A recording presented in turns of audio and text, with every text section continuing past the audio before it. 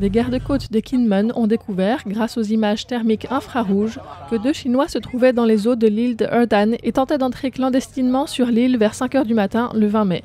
L'un traversait la dizaine de kilomètres depuis les côtes du continent chinois sur un radeau de fortune, et l'autre sur une petite barque. Et tous deux ont été interpellés par les gardes-côtes.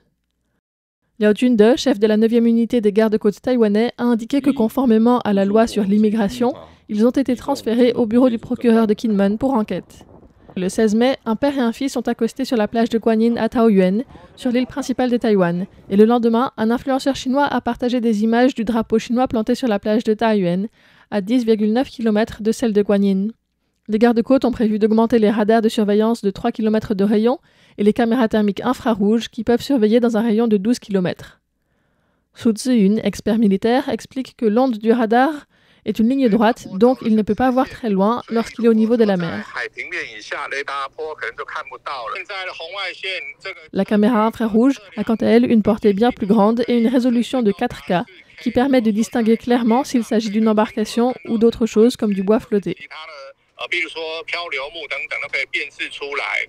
Les gardes-côtes ont souligné que depuis le début de l'année, le taux de détection des Chinois cherchant à entrer illégalement à Taïwan est de 94%.